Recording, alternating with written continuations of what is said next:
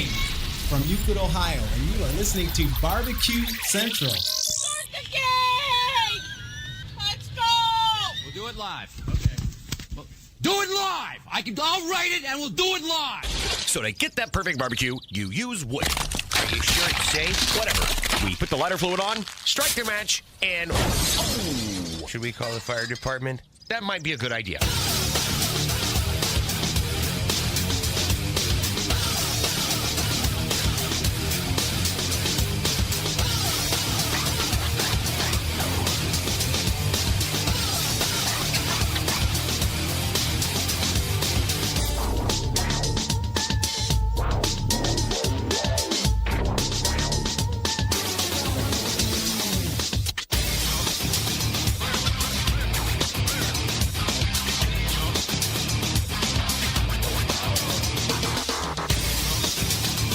Good evening and welcome to the really big Barbecue Central show. This is the show that talks about all things that are important to the world of barbecue and grilling. The show originating from the Rock and Roll Hall of Fame city, Bomb City, USA, Cleveland, Ohio, the barbecue capital of the North Coast. I'm your program host, Greg Rempe. Happy to have you aboard here on your Tuesday evenings, the live fire fun and frivolity show.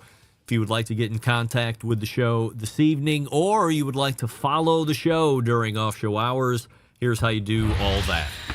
You can get in touch with the show by sending an email to Greg at bbqcentralshow.com. Follow us on all the social media channels at BBQ Central Show. And be sure to subscribe to the show podcast feed on your favorite podcast platform. Anything else you want to find out about the show can be found at the main website, thebbqcentralshow.com. And here's what's happening in case you can get the newsletter coming up at about 12 minutes from now.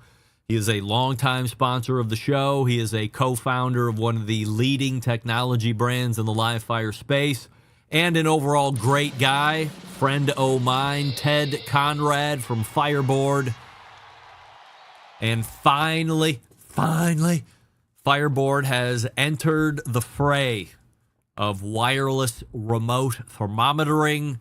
I think for the last many years, I have always ended each interview segment with Ted saying, when is the wireless thermometer coming? Why aren't you making a wireless thermometer? There's more and more coming to market.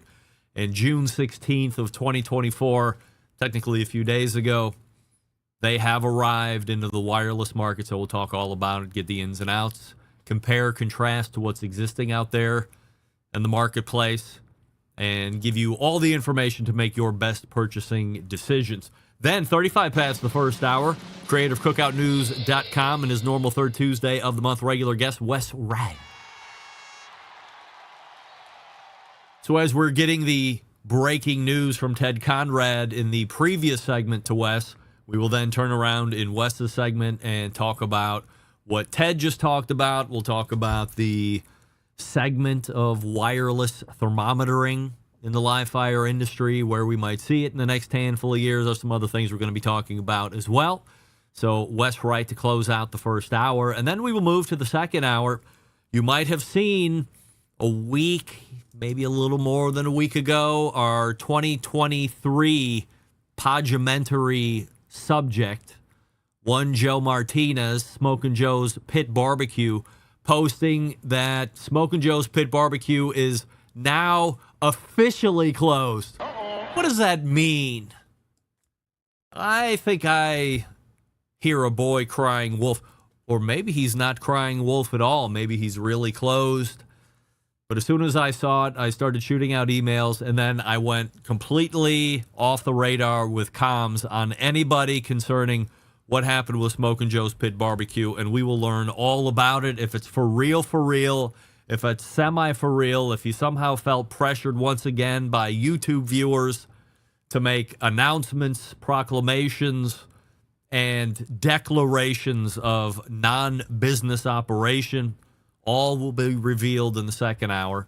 So that's how the show's laying out. Ted Conrad, Wes Wright in the first hour, and Joe Martinez in the second hour. Don't forget, you can follow me socially, Instagram, Twitter, the TikToks, Snapchats, and LinkedIn, all with the handle at BBQ Central Show. And, of course, we say good evening to those of you watching the show tonight through one of our video streaming platforms. You can go to facebook.com/BBQ Central Show or twitter.com/BBQ Central Show, or watch on YouTube, which is youtube.com/@BBQ Central Show, where we have a new YouTube poll question of the week. And we're asking everybody this to include all guests. The griddle market will remain a hot one for consumers through the duration of 2024. And currently, 83% of you are saying, yes, you do believe that the griddle market will remain a hot one through the balance of the year. Results of the poll question last week. Did you watch either hot dog eating contest on July 4th?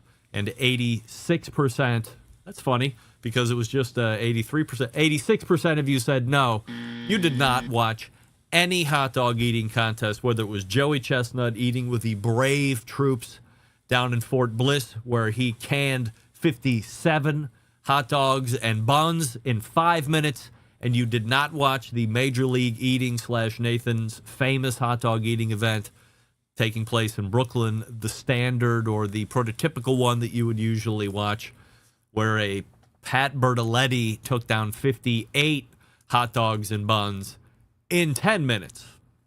But I talked about that last week.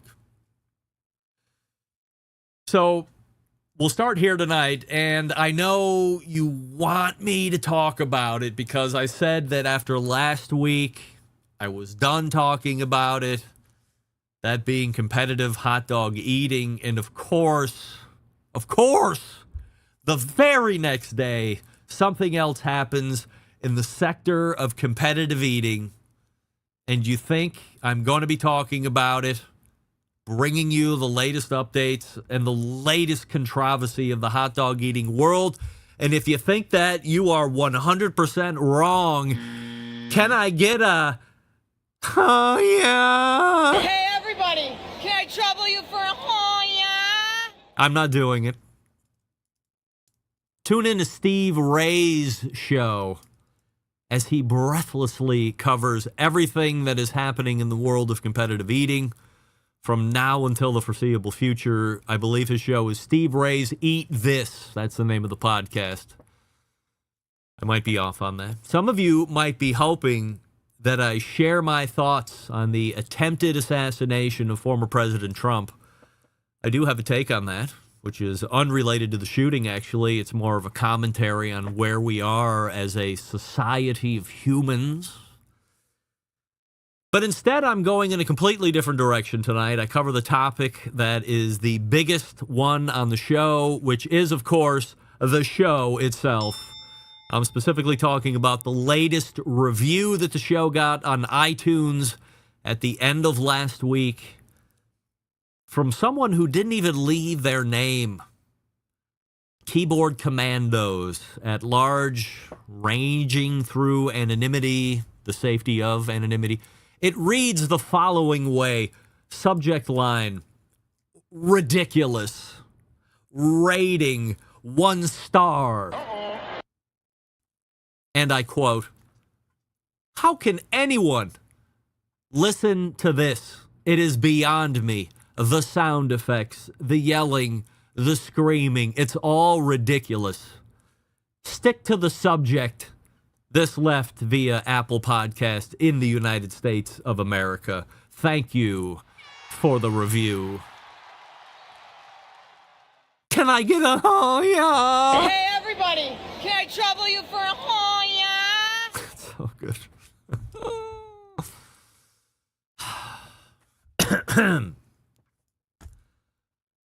I don't know even what to say. I'm doing the show live February 7th of 2008. I'm like 16 years in, 17 years in, 18 years in, if you count the 2 years of previous Just Podcast Only before I started the live show.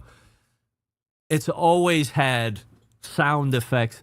I don't even know what you're talking about as far as the yelling is concerned. Nobody's yelling. Can we get a little bit passionate and heated about our particular opinions, especially in panel type situations like the embedded correspondence. Yeah. The screaming, nobody's ever screaming. Never. And I stick to the subject matter by and large. Do we deviate from time to time? Yes. Because if we only always talked about live fire, barbecue, and grilling, the show would have went the way that every other barbecue and grilling show has gone, which is the way of the dinosaur. Gone forever and ever, amen. But we will continue to change it up. And much to your chagrin, Mr. Macho, leaving me 1 star. Like, just send me a personal email and tell me you think the show sucks like the other 25 people do every week. Don't leave me a 1-star rating. That hurts my visibility on iTunes. It's like customer service. You hate the show? Email me privately first. And then if I can't convince you to not do that, you just go ahead. I mean, you're going to do it anyway, right? You're not going to give me the opportunity to explain myself. You're just jumping in willy-nilly and then leaving me a subject line title of ridiculous and then the 1 star. How dare you? That might hurt my feelings. Oh, yeah. Say hello to the future of grilling with the patented thermostatic control technology brought to you by Winners Products on the Members Mark Series grills, the Pro Series. We have 2 modes. First up is barbecue mode or grilling mode. Your traditional grilling experience with variable temperatures, giving you control of each burner to adjust exactly how you want it on your terms. Or enter the game-changing and patented oven mode, or oven, depending on where you live. Simply set the thermostatic control dial to your desired temperature, and your grill transforms into a precise oven. The choice, like the black sheep would say, is yours. Members Mark Pro Series with thermostatic control now available at your local Sam's Club store and only your local Sam's Club store. So if you're not a member, become a member or steal your neighbor's membership card when they're not looking and go to Sam's Club and check out the Members Mark Grill. I think you're going to be very happy with what you see. The 4-burner does sell a little bit better than the 5-burner. It's all price point, right? But for sub $700, the 5-burner is the steal of the century right now. When I was talking with James Howe last week, as you remember, I said, I think this grill would be $1,800 or more if it had a different brand's badge on it. He said, I agree. It would. So, I'm urging you, if you're a Sam's Club member, to go through the live fire section where all the grills are sold and make sure you put an eyeball on the Members Mark Pro Series grills. And again, I just used it last night to cook up 5 chicken breasts. Perfect. Dials in the heat. I used regular grill mode, but I do use oven mode quite frequently, actually. You pick, you learn, you choose. Only at Sam's Club. We're back with Ted Conrad right after this. Stick around. I'll be right back. You're listening to the Barbecue Central Show.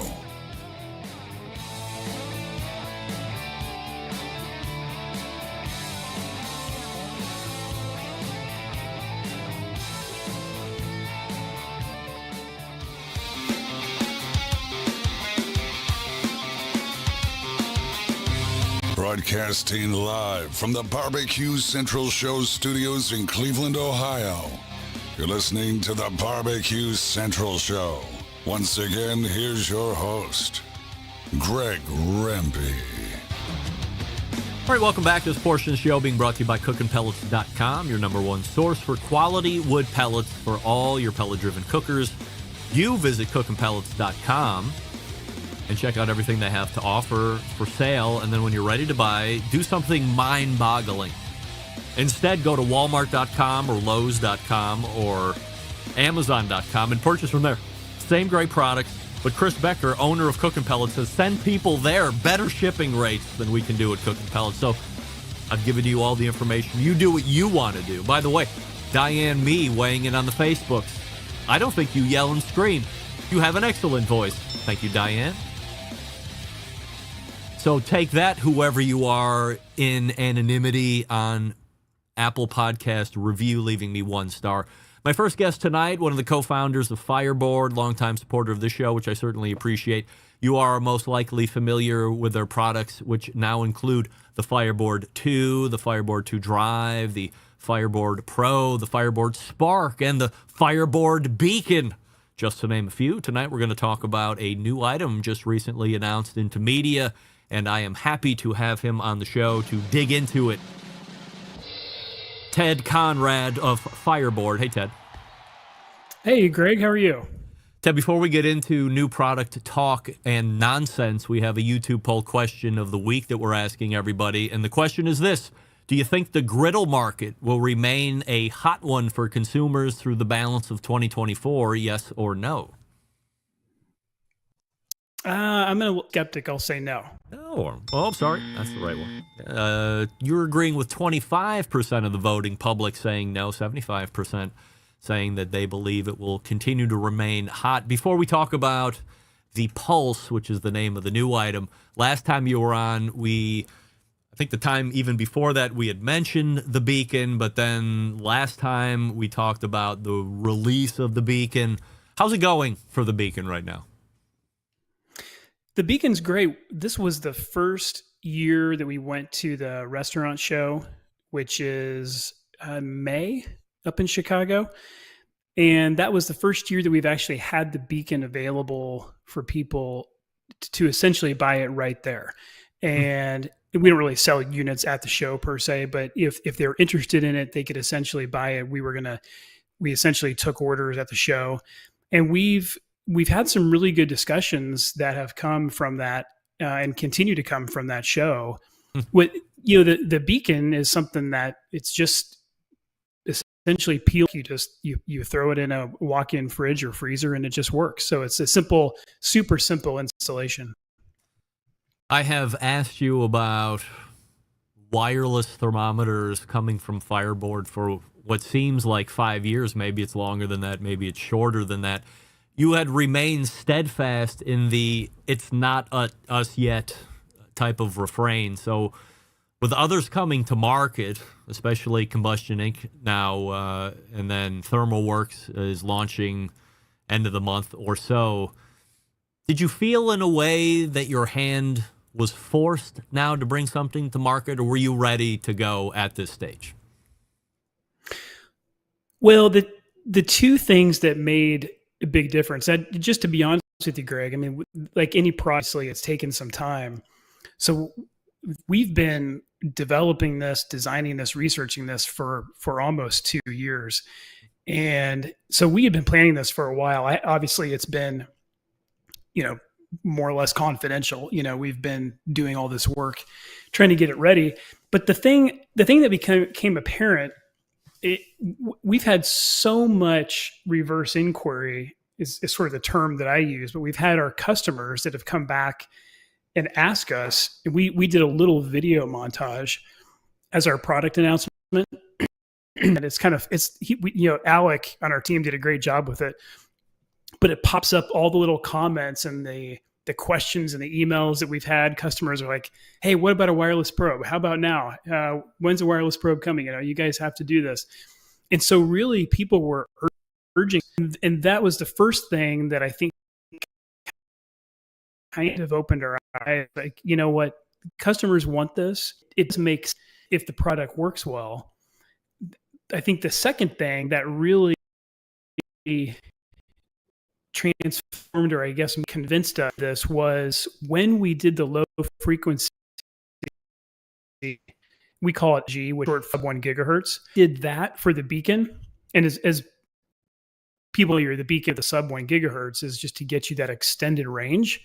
And when we did that for the Beacon, I think the light kind of went off, and we're like, you could solve the range issues that Bluetooth has with these probes, because you put a probe inside of a metal case, it doesn't transmit very well, right? It doesn't take a rocket scientist to figure that out. Yeah. And so you have to figure out how do you solve that. Was kind of the eye-opening thing, which was, if we use a lower frequency, then this could be a real product. Ted, are you far away from your router by chance? Or are you hardwired in? I'm getting a tremendous amount of choppiness in your audio and video. Well, you're a little choppy. Yeah. But I can try to improve if I can. I can make him in here, Greg. Yeah, it's getting worse by the second here. So, can you hang up and like try and reconnect? Maybe that'll help, and we'll give it a go then. And otherwise, we can try and figure out a different way to do it. All right. I mean, I mentioned it, and it got 1,000 times worse. I should never mention anything out loud on the show, of course. Something that we've learned all together here. We'll wait for Ted to come back, and hopefully, he's probably like sitting right on top of the thing, right? I mean, of course. Ted? Wow. Nothing like having the dramatic product announcement and then this.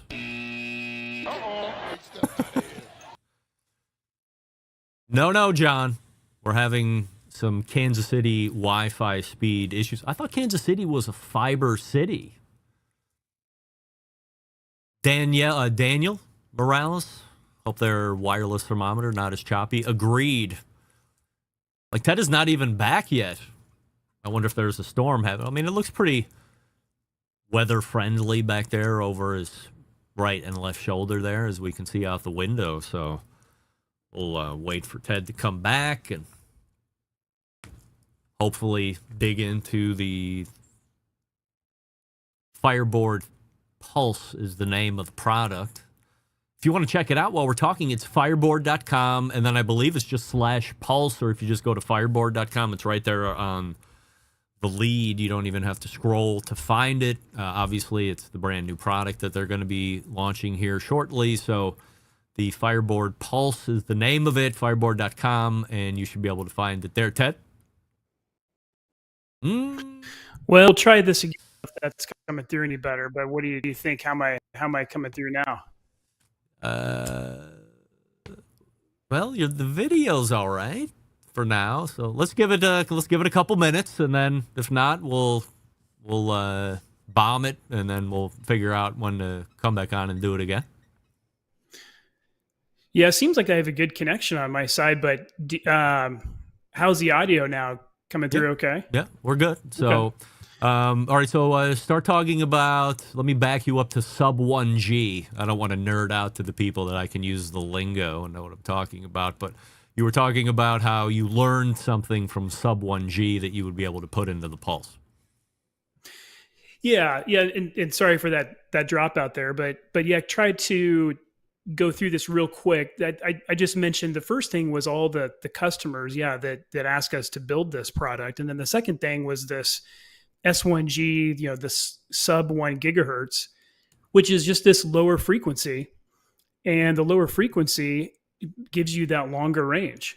And so I think the problem with putting this device inside of a metal box, if you will, if you call a cooker or grill or smoker a metal box, it's really hard to get much of a wireless signal outside of that.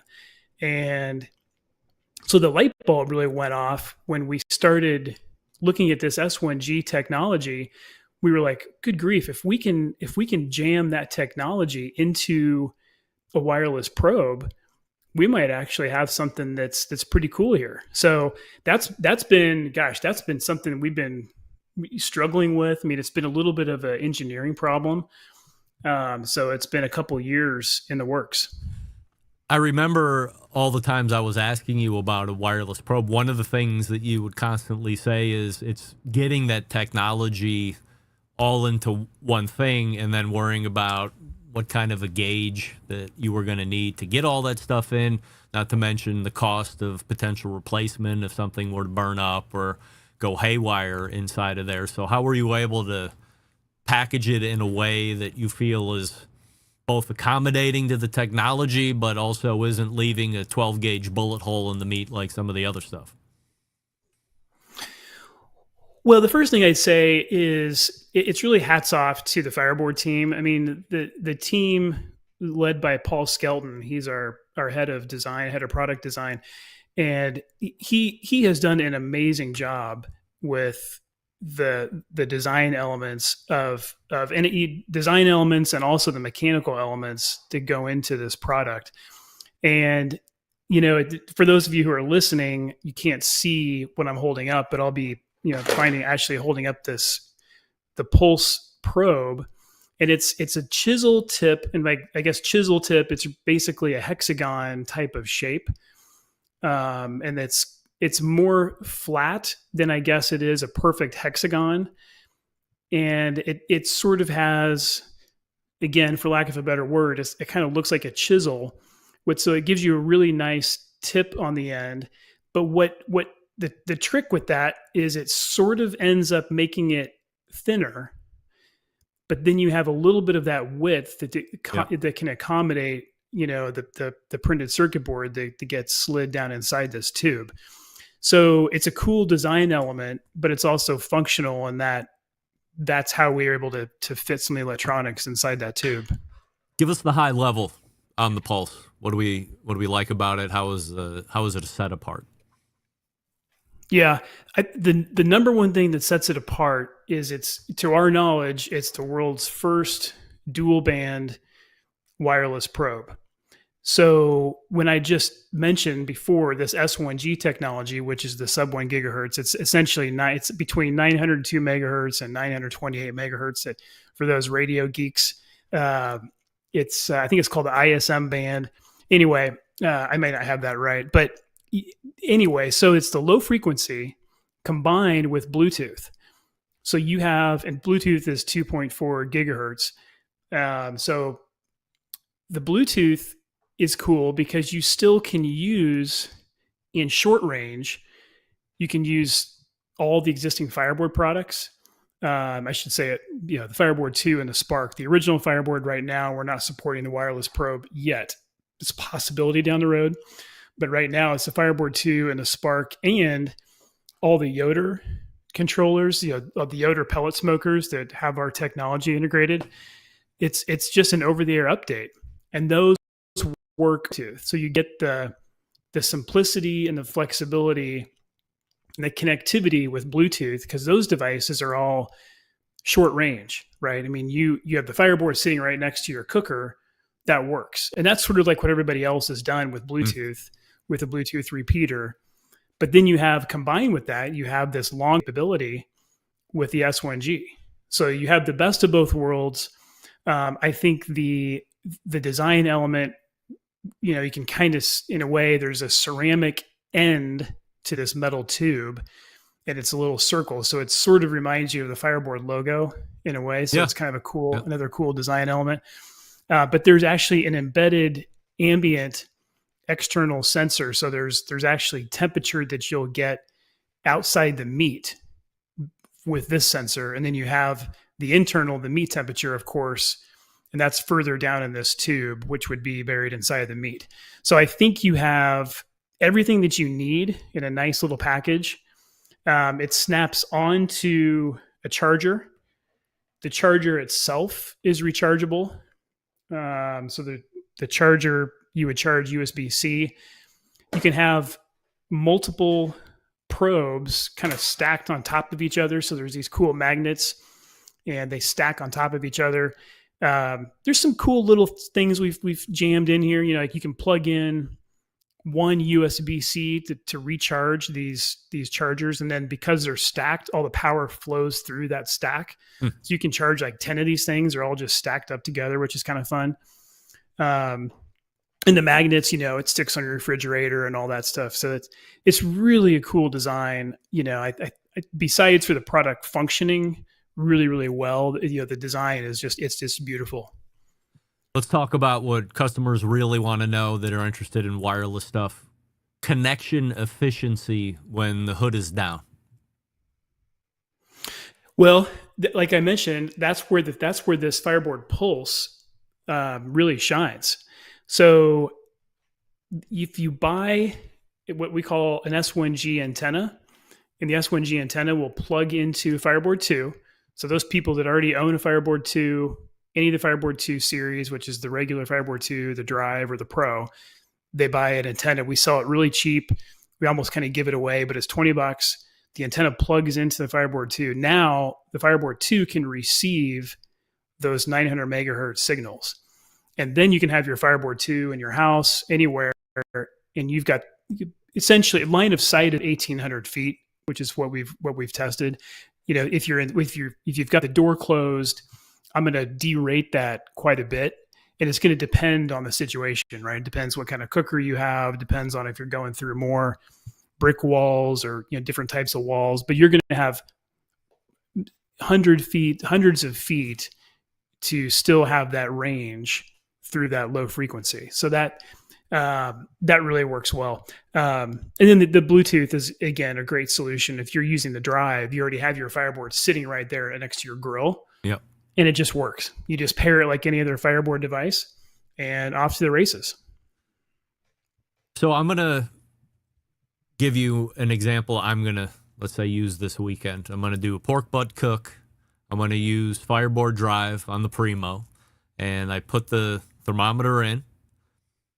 And then because it's close, it's talking to each other. And then I'm at the grocery store 10 miles away. As long as I have cloud connectivity, I can still see my temperature and all that stuff. Or maybe I'm doing a rotisserie chicken in the Primo. Of course, you want to do that with wireless because you can't do it with wired.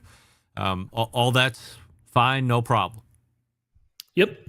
Yeah, in that scenario, and I do think it's worth mentioning here, the scenario, or I guess the scenarios, plural, there's many different scenarios of how this thing connects. You can connect the low frequency, like I mentioned, you can connect Bluetooth, you could connect to actually direct to somebody's cell phone. So you have the Fireboard app on your mobile phone. It'll connect directly to that. You don't even have to have a Fireboard at all. Of course, that's sort of the worst experience because if you're inside the house with your phone, range is pretty limited over Bluetooth to get outside. But the short answer to your question, Greg, in that scenario, your Fireboard is sitting right next to the Kamado cooker, and you're probably running the Drive. Your Fireboard connects Bluetooth to the Pulse. The Pulse those are one or many of those. And by the way, they're going to be color coded. They're going to be there's a little circular ring. So you can have multiple pulse probes and they're color coded, which will all show up through the Fireboard app, which is kind of fun. So those will connect Bluetooth to the Fireboard, and the Fireboard is connected Wi-Fi, and that goes to the cloud. So it's all relay. The Fireboard essentially acts as a relay or a repeater, I guess is the better word, repeater. So the Fireboard is that central hub where all the information goes up to the cloud.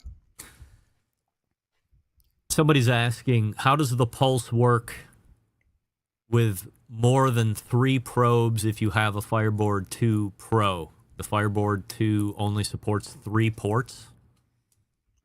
Yeah, so they're asking, the Fireboard Pro is the thermocouple-based Fireboard that we sell. Yeah, right. And it has those yellow Type K thermocouple connectors. Yep. So there's 3 of those physical connectors, and you can still use those 3 thermocouples if you want, but then you can add, and right now we have it hard-coded, the limits at 32. So you could theoretically, you could have 32 of these pulse probes. I'm not sure who needs 32, but who doesn't? Yeah, why not? So you could add 32. I think we basically set it at 32 just because there's some memory issues, just the way things are designed. Theoretically, it could be more than that. But anyway, yeah, you could add on with the Fireboard 2. You can add on essentially as many probes as you want. So the wireless probe, there's the only limit is 32, like I mentioned. Let me regurgitate what I understand. You tell me what's right and what's wrong. Wes, hang out for a little bit because we ran into some tech issues up front in Ted's segment here. I'm just talking to another guest. Normally, I guess what I wasn't able to get over my mental hurdle was I always have my Fireboard 2 outside because I'm using I'm using wired probes because that's how it's always been, whether I'm using the drive or not. Now I can use the wireless probe and the base unit doesn't have to live out there like I'm just thinking right off the top of my head like it has to live out there with a wired connection, which is where now you would get the Bluetooth or you would get the S1G antenna because now you're taking the base station with you if you want to monitor temperature, or you could just leave it there. And I mean, don't most people monitor their Fireboard on their phone? Yeah. So either way, I think it gives you options. Yeah. The other thing I want to just real quick mention. I know you got time constraints because my silly Wi-Fi I guess wasn't good enough, but we are also going to launch a product called the Fireboard Bridge, and we're making that public because we want people to know that this whole S1G ecosystem that we're building, this is really more than just these devices that you see. I mean, this ecosystem is going to continue to grow, and the Bridge is a small little device, kind of like a Fireboard, but it doesn't have any probes at all. But it has S1G connectivity, so that 900 megahertz. It also has Wi-Fi and it has Bluetooth. So the Bridge can act more or less as a repeater that can sit inside your house. So any of your S1G devices will be able to carry that signal to the Bridge. The Bridge will be connected Wi-Fi to the cloud. And so that way you don't even have to think about it. You can have your Fireboard inside or outside. If you're running drive, you obviously have to have power there with the Fireboard to run the fan. For those not running drive, the Fireboard can be anywhere. So it kind of gives people some options. When is the Bridge coming out? So the Bridge, our goal is to have that out before the holidays. So we're looking at, I'm hoping October, November launch. What are we looking at cost-wise on the Pulse? Pulse is $149, which comes with the charger. And the Bridge, you just to mention, we don't have things finalized yet, but right now we're aiming at that sub $100 price point on the Bridge. Oh, wow. So that would allow people to get into the whole Fireboard ecosystem in the cloud using all the S1G technology at a lower price point. If people don't already own a Fireboard. Any discount if we buy 5 at a time? Yeah, we're going to work up some bundle deals, Greg. And, I think typically, in a bundle, we'll probably work that price down. Yeah. We don't have those bundles finalized yet in terms of what the bundle pricing would be. But yeah, there are people that are going to obviously to buy, a handful of these. The other thing that's interesting, it comes with this charger, and we're kind of waiting to see how people really use this and but you can charge this like 10 minutes and it lasts like, 15 hours. So you don't have to have a charger. Potentially, you don't have to have a charger for every single probe, which may allow us to actually sell the probe, an individual probe without a charger at a lower price. How can we buy? What's the rollout here? Or is it available for sale? Yep. So the rollout, we are starting to send out invites, and we've prioritized the existing Fireboard customers. So if you are an existing Fireboard customer, stay on the lookout for your email invite. That will give you a code where you can actually pre-order the Pulse. And so we're rolling that out now. It's kind of going out in phases. So if you haven't seen it yet, just stay tuned. So we're kind of doing that pre-order. Eventually the pre-order will open to everyone. And then we're going to start shipping probably late August is our goal. We're close, but I mean, it's just one of those things where, production ramping up and getting all that stuff done. So once that starts, then we're going to open it up after August. Will be wide open just take normal orders on a going forward basis. Anything else you want to tell us about the Pulse or any other products that are coming up before we let you go here tonight, Ted? No, Greg, this is fun. We love talking about these products. I mean, I love the technology. You know, we're essentially a technology company that likes barbecue. So we're I love to listen to your show and learn with all the experts about the barbecue, but hopefully, we bring some credibility on the technology side. Oh yeah. It's always fun to share the tech stuff with the audience with your podcast. So I appreciate the chance to come on here. And I'm just excited that after years and years of asking that we have something getting ready to roll out that I can get my hands on and try out and really put through the test and give you some feedback and all that fun stuff. So I'll be looking for my invite as well. It's Ted Conrad from Fireboard, the website fireboard.com. Ted, appreciate the insight onto the Pulse, and we'll track you back down to get an update after it rolls out. Thank you, Greg. I appreciate it. All right. Take care. Ted Conrad right there, hanging with me as we got through a little technical issue there up front, but luckily the connection firmed up and we got a lot of great information on that new Pulse that is coming out. So stay tuned for that. Again, invite only. So if you've been a long time supporter, it's almost like buying a luxury watch now. Have you been a good customer? Good. Be on the lookout for your invite. You might be able to get your hands on one of the new Fireboard Pulses first. How about that? Fireboard.com/pulse. Wes Wright is ready to go. Let's hang out here just for a few more minutes and we'll come back with you. Are you tired of settling for nonsensical, mediocre grilling experiences? Of course you are.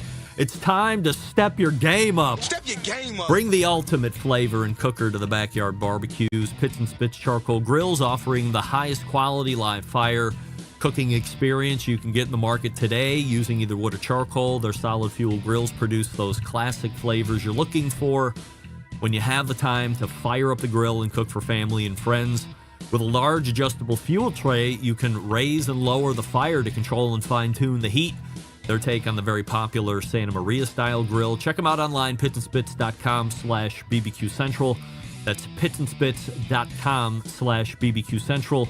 And don't forget to use the double T on the pits and the spits. And also at checkout, use promo code Charcoal Central, all one word, Charcoal Central, for $150 off any charcoal grill that Pits and Spits is selling. Wes Wright rejoins me here after a month layoff. Stick around, I'll be right back. You're listening to the BBQ Central Show.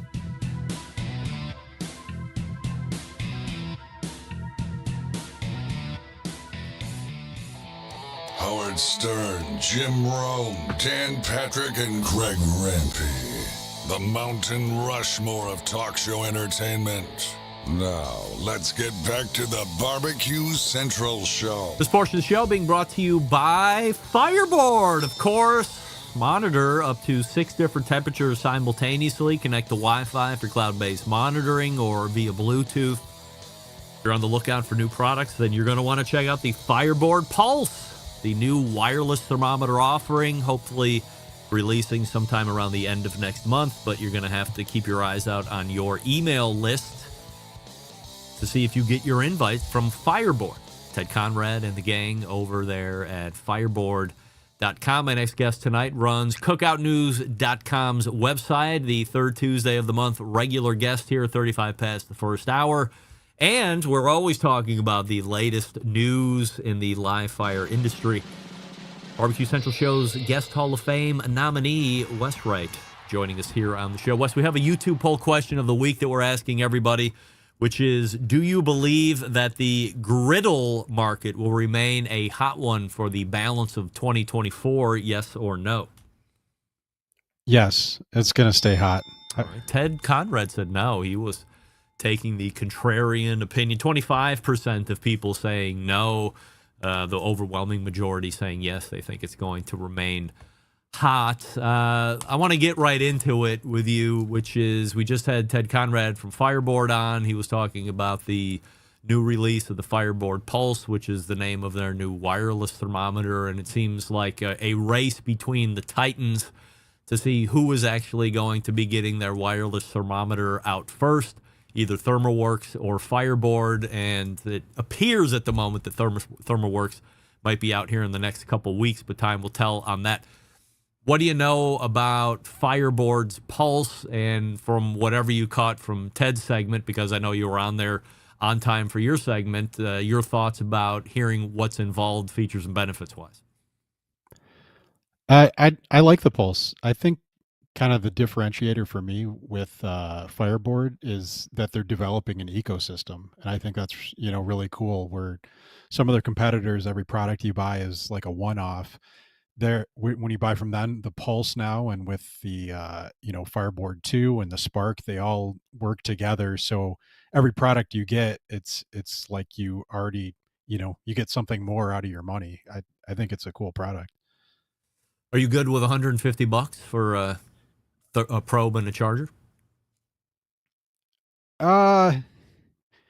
If I was new, if I didn't have like a Fireboard 2 or Signals or something like that, I probably would. I think that's a reasonable price. Would it make me want to upgrade? I don't know. That's a harder sell. Let's talk about wireless thermometers for a second, because over the last handful of years, we've seen a number of wireless thermometers come to market. They've all pretty much sucked.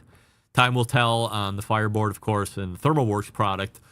Those two, more than any of the other ones, give me the most hope of a successful product. But let's say for whatever reason they both fall on their face, or they're really not, or they're marginally better than what's existing out there. Do you think you could see a rollback to wires if wireless didn't really take hold here in the next handful of months or year? Yeah, I think if it'll depend on how well the connectivity works with these products, because like you, I've had negative experiences with wireless thermometers. And I don't find the wires that cumbersome. Like, I think it's, a cool product and neat, but, especially if you're, running a bridge with a wireless probe, you're saving that little wire from one to the other product, but to me, it's not that much of a hassle. I guess with grilling, when you're flipping things, if you're running a wire, wired probe, that's kind of more annoying. But yeah, I don't think there's anything wrong with wired probes. So I think if connectivity doesn't prove out, I could see that going back. I like to figure out where I am in the market, because I'm 50 years old last week, and I remember when I got into barbecue and grilling, I mean, everything was wired. So I look at it as, am I more accepting of wires? Because, for years, Ted from Fireboard was telling me, you just have to deal with the wires. We don't believe that there's a good wireless solution yet. Otherwise, we'd be bringing it to market. So he's telling me just chill out. But then I've only ever come up in a way where there were wires that you were going to have to contend with. And I agree with you. It wasn't that big of a deal. I'm not a big rotisserie guy. I probably should be a bigger rotisserie guy than I am, which is like none.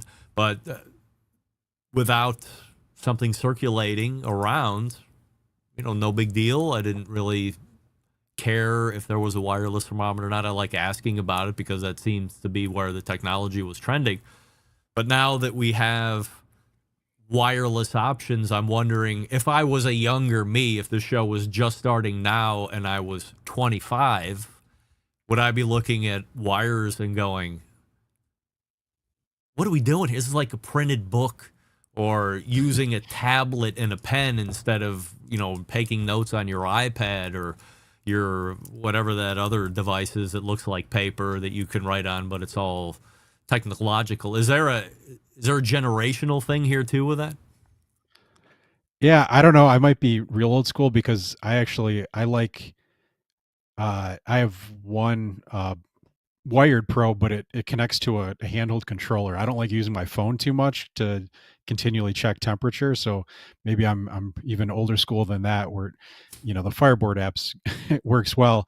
But I think some of it too is like how new you are to grilling. Because I know my experience with a different wireless probe is, it felt like they were really into the tech of it. So like beyond the wireless probe, their app was like overly guided and would want you to set up a cook every time. Like you couldn't just pop it in and then read temperatures, and then it would bug you that it would say it's not far enough in the meat or it's too far. And it was like a total hassle because I don't know, they just made the assumption that you've never, cooked anything in your life. So I don't know if maybe that's the demographic they go for. But I mean, I'm in my 40s, so I'm not too much younger than you, but so if it's generational, I don't really know. You did an article on Green Mountain Grills recently where they were recommitting, let's say, to a dealer-only sales channel. We've talked about sales of grills on this show more than a number of times, and it seemed like the new model was do what Green Mountain Grills is doing, which is building a dealer network or continuing to build their dealer network through the country. They probably need to regain some relationships that might have been lost over the last 18 months or so because of the things that they were going through, and then continue to grow out with new dealers. But then other people wanted to add a DTC component to that as well, or some type of a hybrid where they can have brick and mortar dealers, but if you wanted to go onto the website, you could go direct to consumer. What is Jason's thought on continuing to stay with a dealer only commitment? Yeah, the article obviously stemmed out of a conversation I had with Jason about that. And I kind of hadn't thought about it too much, that when you go DTC that you're kind of competing with your distribution channel, like you want people to buy through them obviously, but you make better margin if they buy directly from you, so you're more incentivized to sell, DTC. So he had some strong feelings that companies shouldn't do that. They should support their existing dealer models rather than straight out compete against them. And he was really passionate about just making sure that he supported the dealer network. He controls national advertising for them and promotes the product, but then funnels all those sales through the dealers themselves, which to me makes a lot of sense for what they're doing and what their product is. I think it's a good model for them. Is it a bit of an old school model, or do you think more companies are just trying to figure out every way to get in front of a customer to be available for sale? Yeah, I think it is old school, completely. It seems like every grill company wants to be D2C because it's, the margins are so good there. You cut out, up to a third of a commission, a third of your sales. So, that's a model that people want to go to without getting too saturated, because then you miss out on some advertising from people being able to see it locally. But yeah, it's, I for sure, that's the way that business used to be done with local mom and pops. Did he mention when the grills were going to be available for sale, or what his inventory level is like right now? It sounded like it. I can't remember any like hard numbers, but he said that they were healthy and products were coming soon. So it everything that I had heard about it and written about seemed like it was, true as far as timelines are concerned. I had noticed that, I'm always forgetting what their name, Vista Outdoor, the Vista Camp Outdoor. Chef, Yeah. That one's, Is Vista, were they the manufacturer of Camp Chef, or Vista sold the manufacturing of Camp Chef? How did that work out? Yeah, people are probably so sick of me writing about that. It just seems like there's endless on it. But Vista Outdoor, they own they used to be part of Smith and Wesson a long time ago, and they have like a shooting sport segment, an arm called the Kinetic Group, and then they have Camp Chef and like Camelback, and some other like golfing stuff. And so all these outdoor brands that are going to go under a separate umbrella, and they're selling either just that shooting sport, or there's another company that keeps actively trying to buy out the whole company. But what will likely happen is they'll sell their shooting business to a Czechoslovakian company, and then the Camp Chef will go into Revelist, which will be publicly traded, and the idea there is from the sale of the other half, like $250 million gets put into R&D and promoting those brands. And that's supposed to happen this month, but it's kind of contentious, and there's some investors that are against it, some that are either boards for it. So, we'll see what happens with all that. In the meantime, what do we think about Camp Chef as a legitimate pellet cooker? They're still holding their own? I think their Woodwind Pro is really cool. They came out, I think it was last year or a year and a half ago. I think it's been longer than that. Has it? Yeah. Yeah, probably. Yeah. I think summer, fall of, yeah. So you're probably right. But, I think that still holds up. I think it's a cool product. There's not much else that can compete with it in terms of smoke. I've seen it used in person. Mm-hmm. But I don't know if it's from the sale. I don't feel like they've come out with too much since then, though. They came out with a griddle that had a little design and like a grease trough in the front. Beyond that, I can't think of anything else they did. I mean, I don't know. What are your thoughts? Where's their place in the market?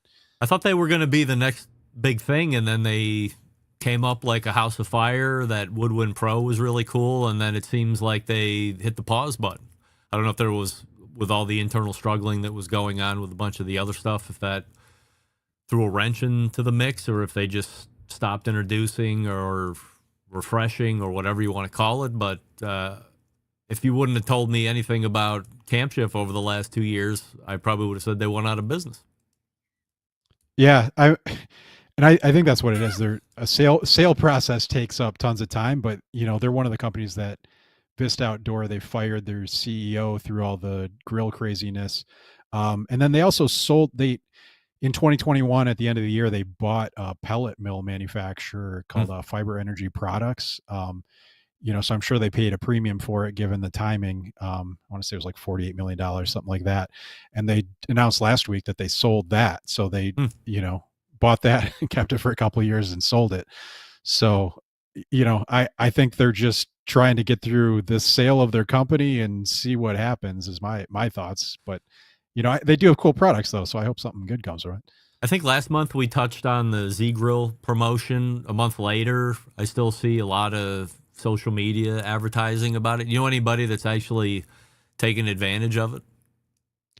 I do not. I've never heard of anyone that's done it. I ran the YouTube poll question of the week a couple weeks ago. Did you take advantage of the Z Grill's promotion? And 100% of people said that they did not take advantage. I was shocked. I mean, for $777 for the potential of having a new grill every 5 years for 50 years, it seemed like the juice might be worth the squeeze, if I said that right. But I don't know. I'd asked James Howe last week very covertly, if you're going to be somebody that takes advantage of that, what's the real expectation that they're really going to pay off all the way through it? And he seemed to be 50-50. He was a little bit more tempered on, he was a little bit more bullish on the fact that he thought they might pay off more than not, but always comes back with caveat emptor, of course. So what do you think? Do you think you sign up for it, you're going to see those line of grills every 5 years for the next 50, or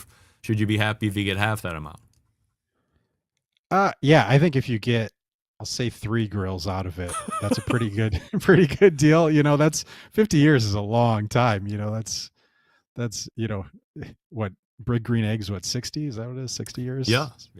So, and they've been around forever. Expecting Z Grills to be around for the next 50 is kind of seems like a tall ask. Any big stories that you're working on that you want to tease? I've got some reviews coming up that some products I really liked, and then I've got an interview with Tom Penner, who runs all of WC Bradley's grill brands. That should be out in the coming weeks. So, just stay tuned. Cookoutnews.com is the website, and on the third Tuesday of the month, 35 past the first hour, you see this guy right here on this show. It's Wes Wright. Wes, always appreciate the time, and we will see you in August. Great. Thanks, Greg. You got it.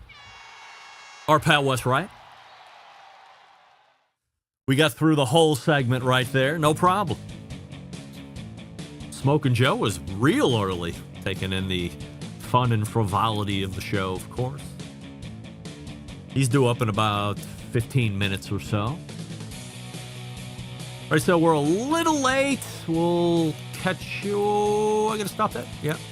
Play a little catch up with the clock here and get in the second hour. So before we do that, we will wrap the first hour. Stick around. Be right back. You're listening to the Barbecue Central Show.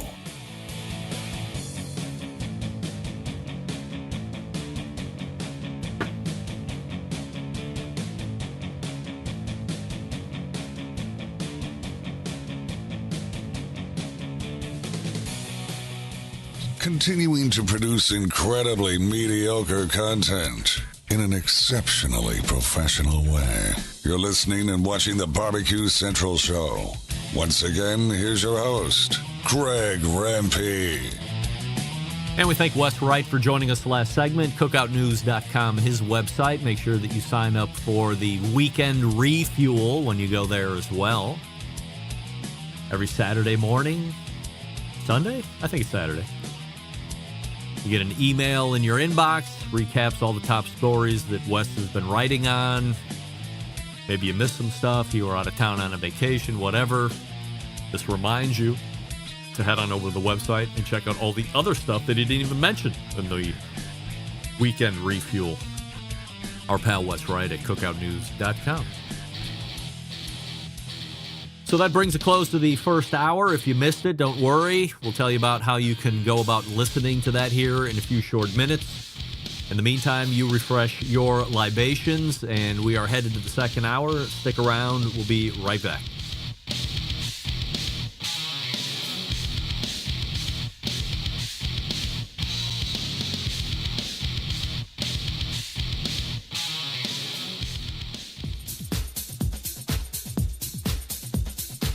Happy to have you aboard here for the really big barbecue show. Boing. We cook because we have to, and we grill because we want to. Hit me! Fine, how's it going? You have a great show. I'm a big fan. Boing. So what seems to be the problem here? This man looks like he's dead, and he's in the crackle. Charbono! It's all about the charbono, dude! Succulent fish. What? He ate 2 feet for wiener. But listen, Lavernius, shut your face. I'm shaking like a dog shit peach seeds. We have top men working on it right now. Top men.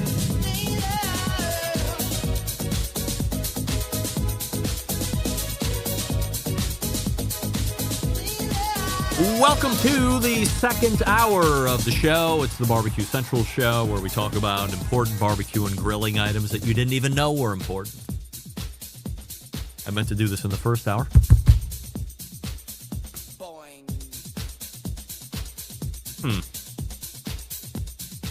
What did I do with that? Hit me! Stand by. Ah, there it is. Yep. Hello? Couldn't remember where I put that. Want to thank embedded correspondent from Tennessee, Matt Osman, for this birthday gift. I don't know if you're familiar with this particular rub or not, but it's called Oh Mommy, and there's a picture of, I guess, is that a witch? I don't know. All purpose, all flavor, and then as we turn it around on the back, made with only the freshest Florida-grown shit-take mushrooms, Omami Rub is a bold and savory flavor explosion that will amplify any meal, from scrambled eggs to competition barbecue, sure to fire up the taste buds. Omami can be used as a standalone seasoning, as a finisher, when your food needs that extra punch, or layered with other fine seasonings. I put it on eggs this morning, and I can tell you, delicious! I'm not sure exactly where you get this, but the Instagram is Omami Rub, all one word. OOHMAMIRUB, Omami Rub. So thank you to Matt for doing that. Matt also pitched in on some premium hand-rolled cigars, which I certainly appreciate, but then came all by his lonesome on the Omami. So I have that one that I'm showing you unopened, and then there's one upstairs that I have been using over the top of things that I think might need an Omami kick. Still to come on the show this evening, our pal Joe Martinez from Smokin' Joe's Pit Barbecue. We say good evening to those of you watching tonight through one of our video streaming platforms. You can go to facebook.com/BBQ Central Show or twitter.com/BBQ Central Show. You can also watch via the YouTubes, which is youtube.com/@BBQ Central Show. Update on the YouTube poll question of the week this week. The griddle market will remain a hot one for consumers for the balance of 2024, and currently 76% of you are saying yes, you believe it is. We'll check that through the rest of the show here this evening. We'll get Smokin' Joe's Pit Barbecue's insight on that in just a few short moments. Coming up on the best moments of the Barbecue Central show in 10 minutes or less this coming Friday, we take you back to June 29th of 2010. This week, we feature what was supposed to be a segment with Derek Riches, but instead, we got a call-in from barbecue legend, Barbecue Hall of Famer, Melissa Cookston. I don't know why Derek missed the show. That was a long time ago, 15 years ago, more than 15 years ago now. But Melissa was listening to the show that evening. She lobs a call to the show to fill the gap, and not only that, we talk about everyone's favorite live fire host, a guy who I nicknamed Dude Douche. Kevin Roberts was talked about after his disastrous Today Show appearance, where he talked about parboiling ribs. I know it's crazy, but he actually did it. And he did it very staunchly, very convicted, almost indignant. And it was days away before, I think, what ended up being season 2. So this would have been the first year that Barbecue Pitmasters went from the reality show of following teams around to the games show that it morphed into and remained as.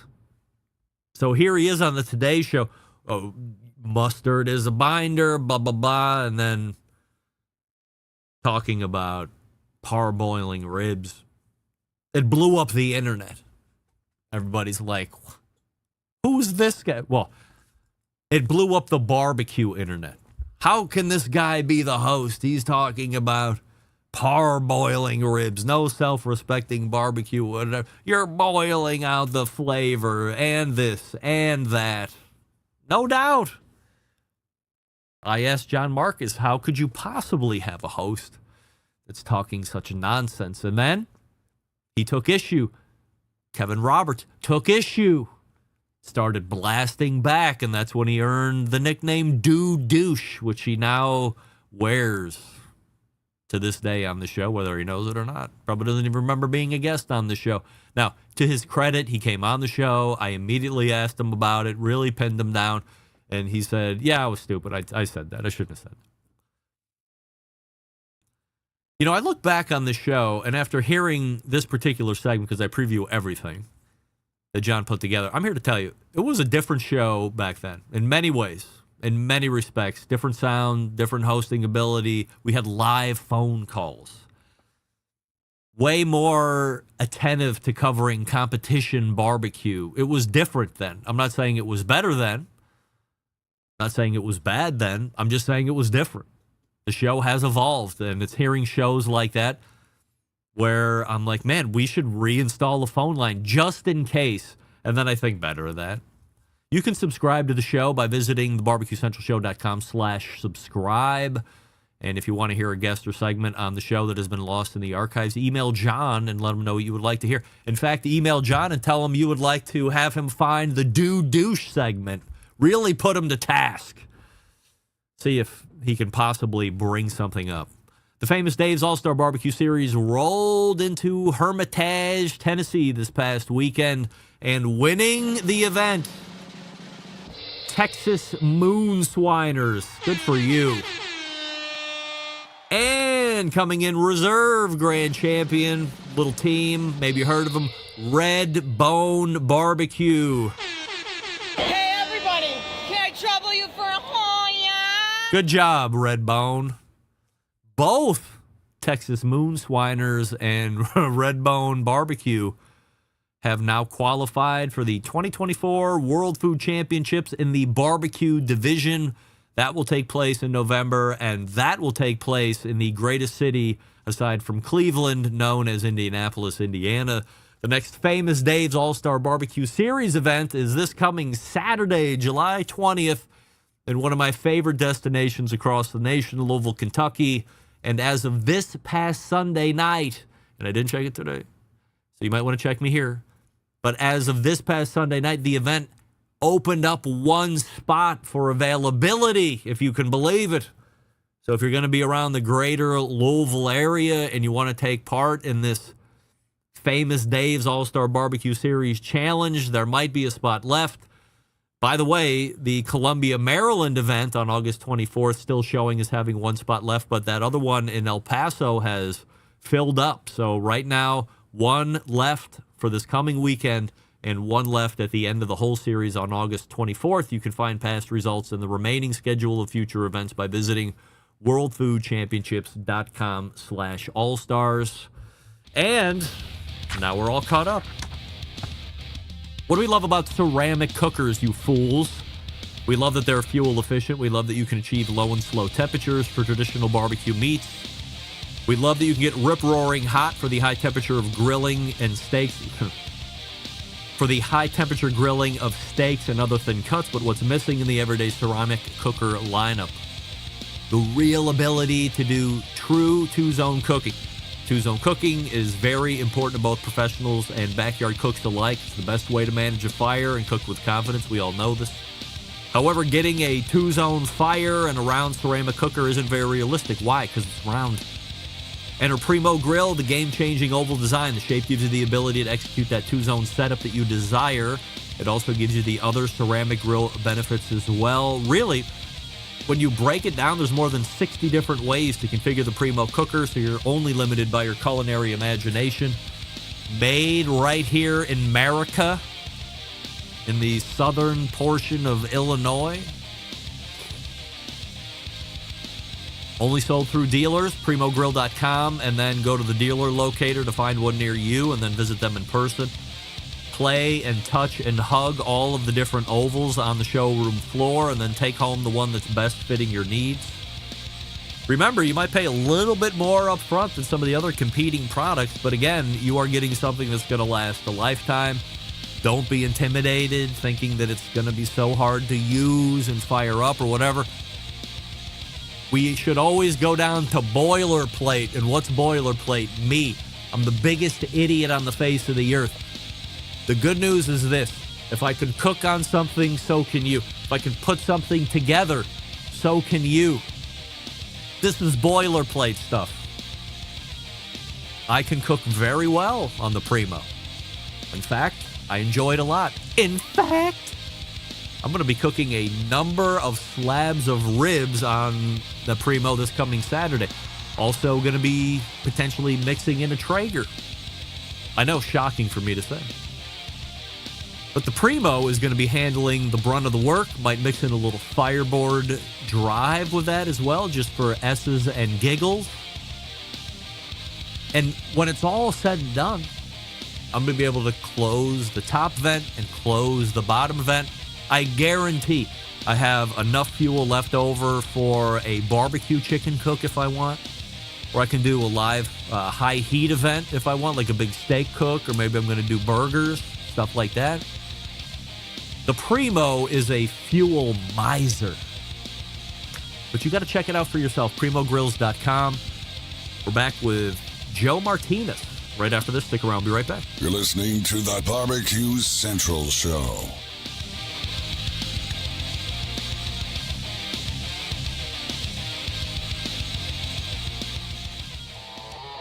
Howard Stern, Jim Rome, Dan Patrick, and Greg Rempe. The Mountain Rushmore of talk show entertainment.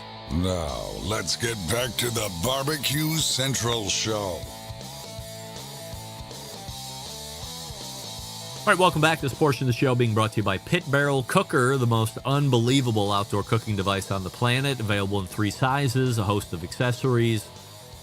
It doesn't matter if you're a beginner or a professional. It's just a cooker you want to add to the arsenal, and there's no arguing about that. You go to pitbarrelcooker.com and tell them the Barbecue Central show sent you, and who knows what can happen from there. Joining me in the second hour is the guy who was our podumentary subject back in 2023. We followed him as he launched his food truck in El Paso, Texas, garnered rave reviews from customers, got some pub from Texas Monthly Barbecue editor Daniel Vaughn. Then in March, he closed. But then he opened again a few weeks later, and then 4 months later, he's closed for good. Confused as I am, of course. So let's traipse through the past handful of months and see what has brought us to this stage as we welcome back our pal and the, I guess, former owner of Smokin' Joe's Pit Barbecue, Joe Martinez. Joe, before we jump into the shenanigans and tomfoolery of what's going on with you, we have a most important YouTube poll question of the week that we're asking everybody, which is this. You think the griddle market will remain a hot one for consumers the balance of 2024, yes or no? Part of the 27%, I'm going to say no. Oh, no. Yeah. 27% saying no, 73% saying yes. And we'll see how that plays out here through the rest of the evening. All right, Joe, so here we are, June 16th of 2024. It seems like only a year ago we were talking about what the next handful of months was like, as Smokin' Joe's Pit Barbecue was probably really hitting its stride at this point. For the folks that don't recall, you had been launched out before we started in January. You had been doing it, was it for like 4 or 5 or 6 months or something like that? So it wasn't a true track of real time, but we were able to get everything kind of caught up within those first couple interviews to be able to end more in real time reporting. So let's look back before we talk. Never mind that. We'll do that here in a second. Joe, what happened? You made a post, closed for good. Are we really closed for good? And if so, why are we really closed for good this time around? Yeah. So the first part of your question, I'm closed for good. There's no going back. I reopened it, try to, revamp it, see if it gets some energy and traction, and it just never happened. So definitely not going to open up. And again, even though it hurts me, to say that, it's the best thing for my business. It just wasn't generating the revenue that I needed, to survive and weighing my options and where I was at before. It's just better to close it down and move on and, learn from your mistakes, if you will. Allow me to be Johnny Critical Man as I interview you. It would seem to me, and nobody knows this better than you, you were a sales guy for many, many years at O'Reilly and the management, of course. Could I tell you, Joe, you want to make more revenue? Open more days out of the week. I think you were open like a Thursday, Friday, Saturday, maybe. I think it was Friday, Saturday also. Why not go to 5 days a week and see if you can make a run at it? Yeah, that's a great question. I think that's a question that a lot of folks have. The thing that a lot of people don't understand, yes, I'm in Texas, okay, but I'm in far west Texas. So when you think about Texas and barbecue, I mean, you think about Texas, barbecue is the second thing you think about. It is popular, but not here in El Paso. And, part of me opening up was to change that. We're not Austin, we're not Dallas, we're not Houston, we're not any of those big cities. We're a big city. El Paso is a really big city. But when it comes to barbecue, it's just not something that people are accustomed to, and not everybody. I do want to say that we had our loyal customers, our customers that didn't care about the price of barbecue, they'd come order 2-3 pounds at a time and not say anything about the price, but El Paso is it's good Mexican food. It's not Tex-Mex food like you find down in San Antonio and the rest of Texas. We have really good Mexican food, and that's what people out here are accustomed to, just good, solid Mexican food. And again, we tried twice to make this thing work, and it just wasn't working. When I look at your postings, and maybe this is my folly when I look at social media, to me, the outsider looking in, Joe Martinez killing it. It was a cash cow, sold out again. Everybody reviewing it saying best thing ever. I mean, hell, you got Daniel Vaughn to poke 12 hours away from Dallas to come out and see you in El Paso, and he put you on the shooting stars list last year. So there appeared to be everything going right to end up leading into really very, I don't know, outrageous success, but at least something that you could hang your hat on and continue to grow, stay at if you wanted to, but wasn't going to be like, oh, I think I'm really going to have to close down. You could work it for the next 10, 15 years and go, okay, I'm just done working. Maybe I'll sell it. Is this the folly that a lot of people fall into when we're following you? We think it's just cash hand over fist, and it's really not. Yeah, I think that's accurate statement. So when we first opened up, I went, full blown barbecue, full blown Texas barbecue. I mean, I had every meat that you could possibly think of when you think barbecue: burnt ends, pork belly burnt ends, 7 different sides, homemade cornbread. I had it all. I had everything. Banana pudding, everything. And things were going really good. We're making money. I was excited to open up, and we had the first day we cooked a bunch of briskets that we opened anyway, bunch of briskets, bunch of pork butts, and we sold out in probably 3 hours. And that was like, wow, this is really going to hit. And after that, we stayed pretty busy. But then, as I mentioned in the last podcast that I was on, business slowed down, and that's what led to me closing down the first time. It slowed down. Then we had, some personal stuff happen in our family that we talked about. So that was an easy decision for me to shut it down then. We weren't making as much money. We had some personal stuff happen with our family. And so I just shut it down. Now, I'll take you guys back a little bit. When we reopened the second time, on March 1st, I had a much smaller menu, and things were going great. That's when we had I think it's the second interview that we had, or third interview. I don't remember exactly how many, but things were going really good. We were selling out every day. The new menu I thought was working, because we were selling out, and we were a lot more profitable. We had less waste at the end of the day. Things were going great. And then, I don't know, it just, customers would show up, Greg, and they'd say, hey, can I get some smoked mac and cheese? Oh, we don't have smoked mac and cheese anymore because, I reduced the menu down. And so I didn't have, I think the only side I had was beans, but because beans was something that went in our loaded potato and our loaded fries. So we were selling beans as their Texas cowboy beans.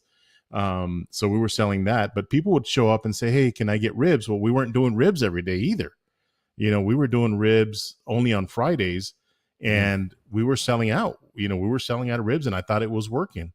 But, when we cooked 10 racks of ribs, it got to the point where we were cooking 10 racks of ribs, and at closing time, we'd still have 4 in the smoker. And I'm like, holy cow, what's going on here?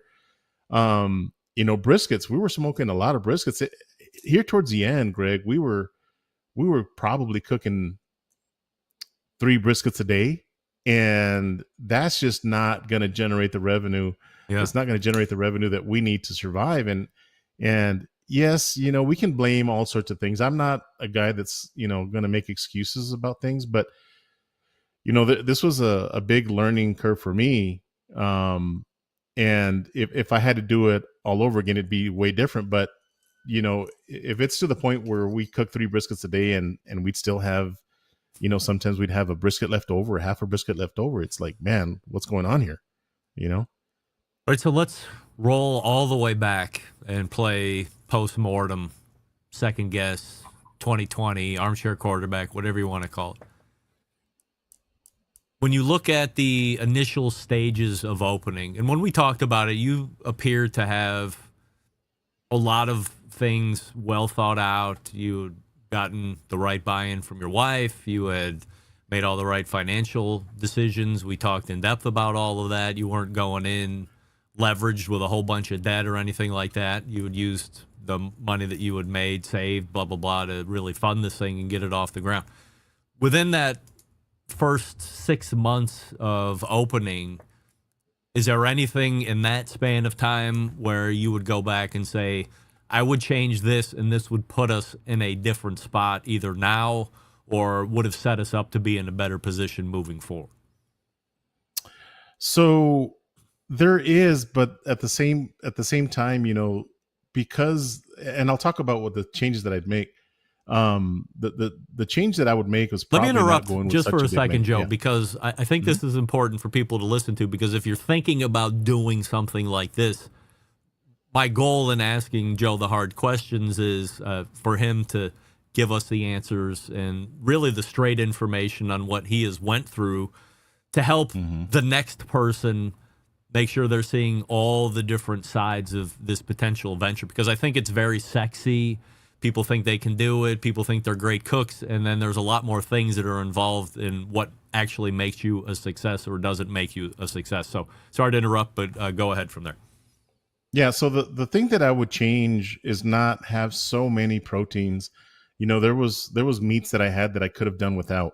And then the number of sides that I had, I could have done, if I would have just done half of the meats and half of the sides, I think that we would have been okay. But in the same conversation, Greg, because of all the sides and because of all the meats that I had, people were coming. Daniel Vaughn showed up because he would see the pictures of my platters on Instagram or Facebook or, wherever he was seeing these. And we made some beautiful platters. We were really proud of everything that we were making. We had 2 different flavor sausages. We had ribs every day. We had beef ribs every day, pork belly burnt ends. We had turkey. We had half chickens.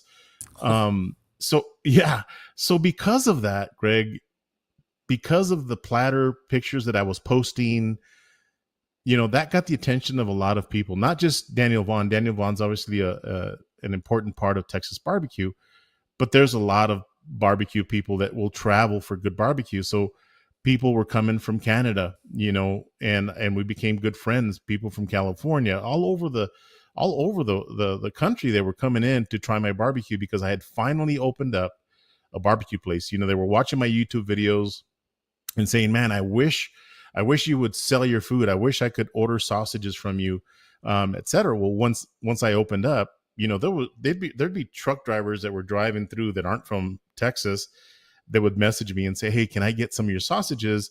I'll just pull in the parking lot. Can I just, get 12 or whatever? Yeah, I'll have them ready for you. So, things were going really good. If it wasn't for the size of my menu, I don't think that I would have gotten as much attention as I did. But at the same token, it was a double-edged sword that hurt me in the long run because of the waste. The waste that we started having in the beginning, we had very little waste. We were selling out. But when things start slowing down, and there's a lot of factors of why a business will slow down, weather being number one. We're in a food truck park. And I think that's important for people to know. We're in a food truck park. I'm in a food truck, 8.5 by 20 food truck. Had it been in a brick and mortar, I think things would be different. And that's one of the things, if I had to do this all over again, I don't think I would start in a food truck. It's a lot of work, very demanding. Barbecue by itself is a lot of work. Imagine doing it in a portable kitchen. It's difficult, So those are just some of the changes that I'd make. Now, there have been a few people that reached out. I did some consulting for a few people that opened up barbecue places, that opened up food trucks. They would come and spend 3 days with me, and I still do that for people. I'd tell them, especially now that I closed the second time for good, a lot of people are reaching out saying, hey, Joe, what happened, man? Tell me, walk me through so that I don't make these same mistakes, help me out here. And I'm honest with them, because I don't want them to fail. I don't want anybody out there that's listening to this podcast that's thinking about opening up a food truck to hear this and say, okay, I'm not going to open up a food truck. I'm just not going to do it. Reach out to me and I'll help you do, and I'm Greg's asking all the questions here, and I'm hoping that we answer all of them. But a lot of things I'm going to share with you, because I don't want you to fail. I want everybody to succeed, and everybody's situation is different. I think in my area, because barbecue isn't as popular as the rest of Texas, that may have hurt me. Being in a food truck park hurt me. And, there's things that I can't control, the weather and stuff like that will slow the business down. But again, I'm not making excuses on any of that stuff, because there's things that I could have done to change things right out of the gate.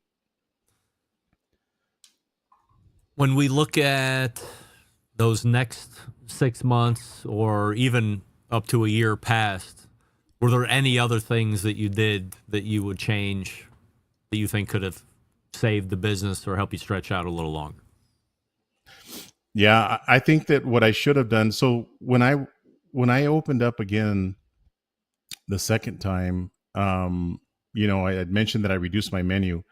I think I reduced it to the point where it hurt my business, because people would, as I mentioned earlier, would walk up and say, "Hey, let me get half a rack of ribs. Let me get a pound of turkey. Let me get some mac and cheese." And I didn't have any of those things. Are they just ordering, are they just coming up and telling you, hoping you have it? Isn't there a menu posted somewhere that they can read? There's a menu right next to the window, and it's like, we'd have to remind them, our menu's right there, our updated menu's right there.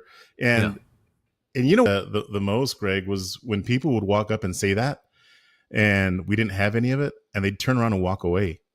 And that was like, wow, man, that hurts, because that's what they went for. They were loyal customers, and they're back again, and they're wanting that same food, same sides that they were getting before, cornbread.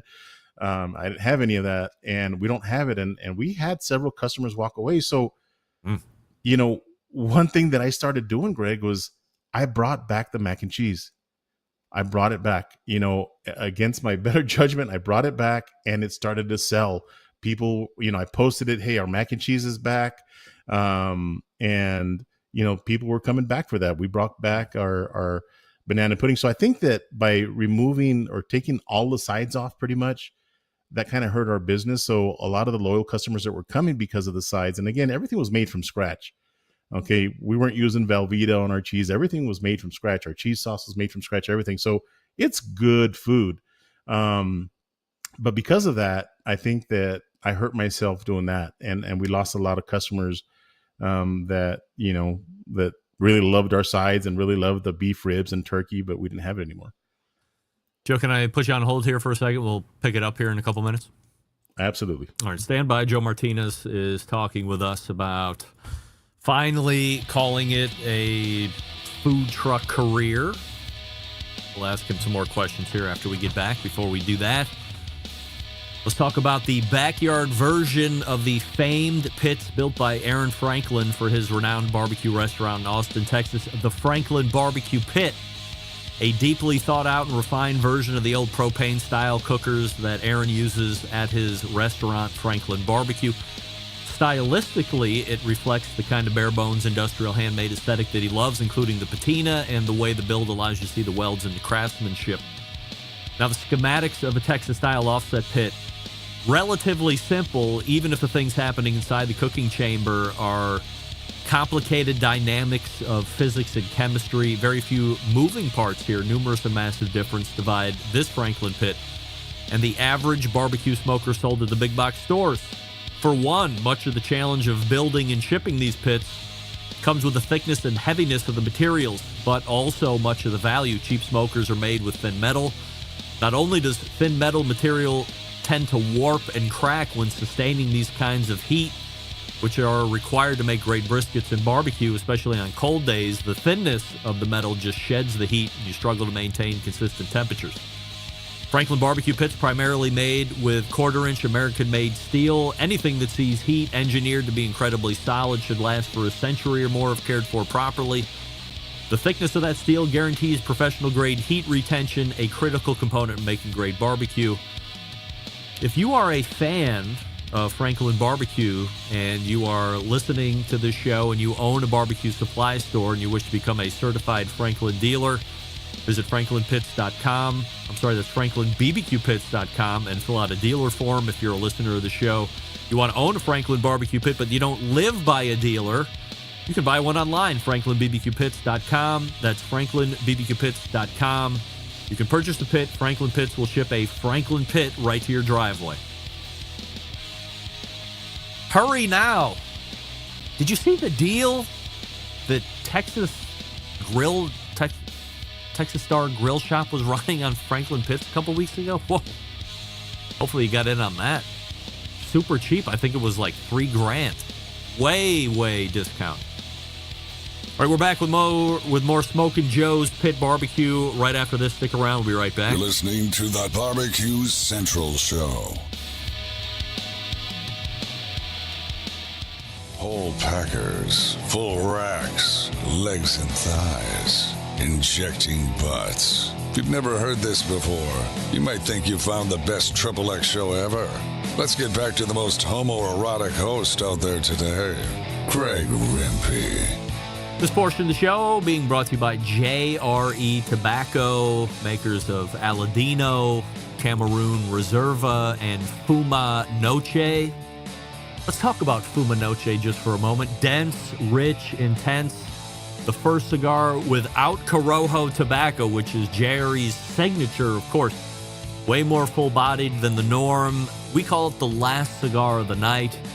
Go to jretobacco.com to find out more and seek out a retailer, proud sponsor of this show, and I am a proud smoker of their premium hand-rolled cigars, and we are joined by Joe Martinez once again.